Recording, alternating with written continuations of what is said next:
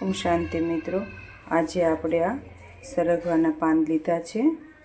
જો આ આપણે સરગવાના પાન છે। સરગવાના પાનની સુકવણી કરીશું આપણે। તો આને આપણે ધોઈ લેવાના છે અને પછી સાયામાં સૂકવી દઈએ। આ આપણે સરગવાના પાન સૂકવી લેવાના છે, સાયે સૂકવવાના છે આપણે, તડકે નથી સૂકવવાના। તો આપણે 2 દિવસ સૂકવવા દેવાના છે, તરત સુકાઈ જશે એ પાન। આપણે સરગવાના પાંદડા સુકાઈ ગયા છે। હવે આપણે આને મિક્સર જારમાં ભરી લઈશું અને આપણે એનો પાવડર બનાવવાનો છે। અને આને તમારે આ રીતે આખા રાખવા હોય મેથીની જેમ તો પણ તમે રાખી શકો છો। આ થેપલામાં, મુઠિયામાં બધાયમાં ઉપયોગમાં લઈ શકાય છે, પણ હું આનો પાવડર બનાવવાની છું। તો આપણે આ નાનું મિક્સર જાર આવે એમાં આપણે લઈ લઈએ।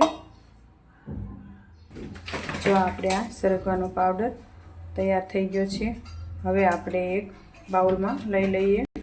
જો આ આપણે સરગવાનો પાવડર છે એ આપણે આવી બરણીમાં કે કોઈ પ્લાસ્ટિકની ડબ્બીમાં કોઈ પણમાં તમે ભરી શકો છો અને એમાં ભરી અને પેક કરીને મૂકી દો। 12 મહિના સુધી આ પાવડરને કંઈ જ થતું નથી।